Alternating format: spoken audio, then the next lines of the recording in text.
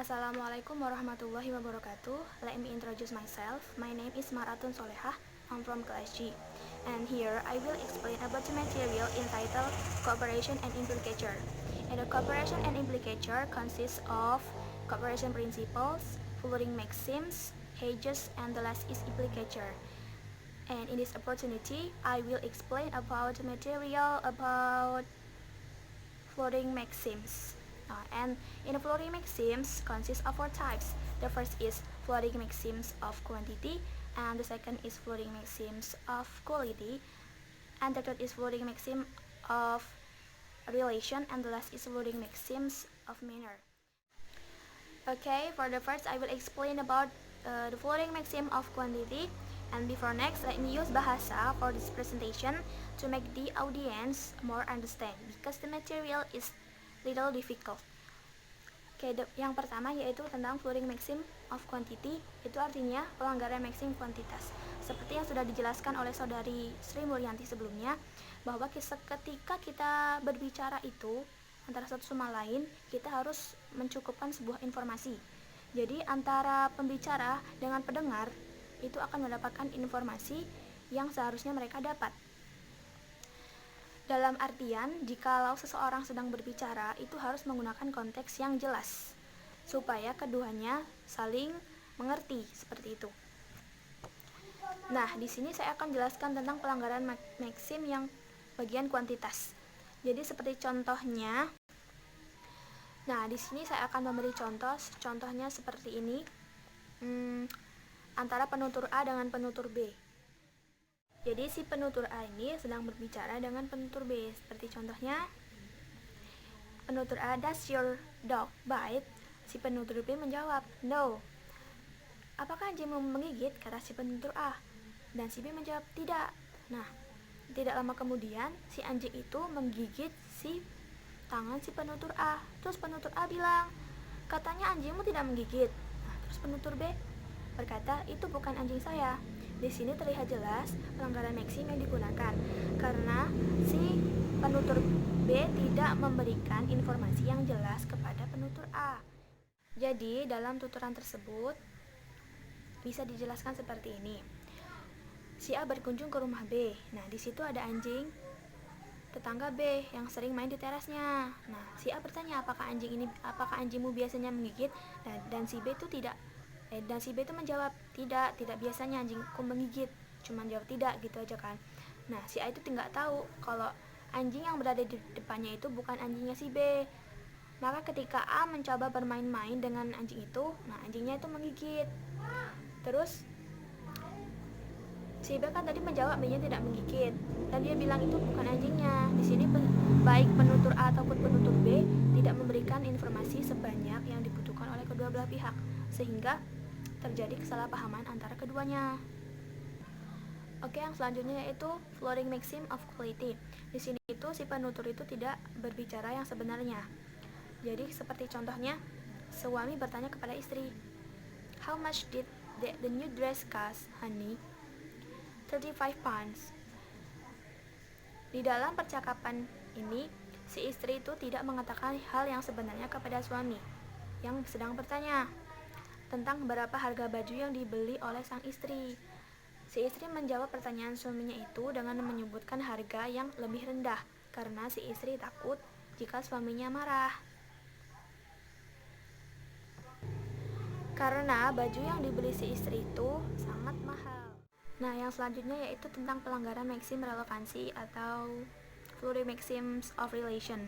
Pada maksim ini si pembicara itu tidak memberikan kontribusi yang relevan dengan masalah pembicaraannya. Seperti contohnya tadi, seperti suami dan istri, "Berapa harga baju ini?" Si istri menjawab, "Mari kita pergi malam ini."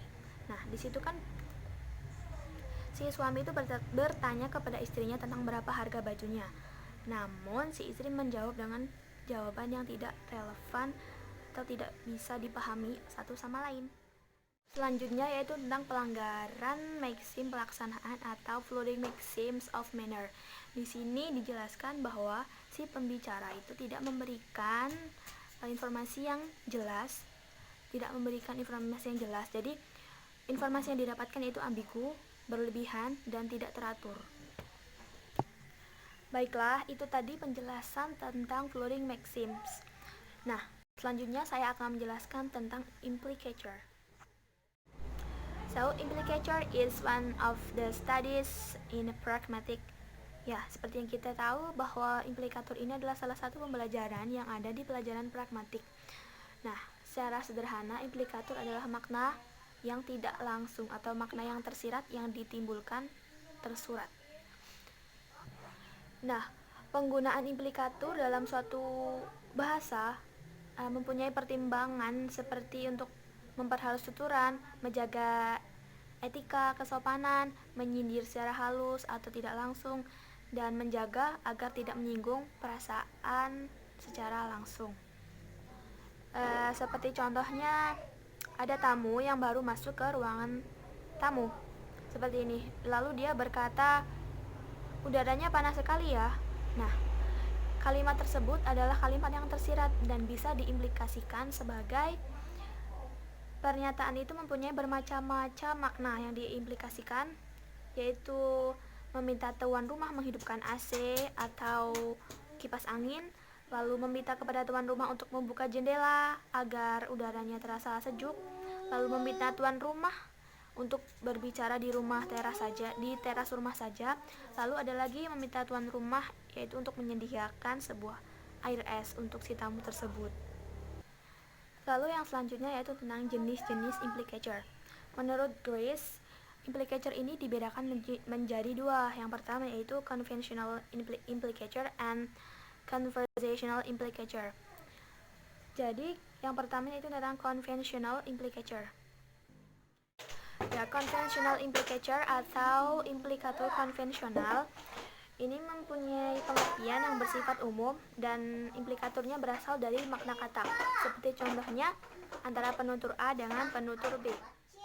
Ini antara penutur A dengan penutur B. Yang pertama itu penutur A, saya kehabisan bensin. Lalu si penutur B menjawab, "Oh, di dekat perempatan sana ada penjual bensin."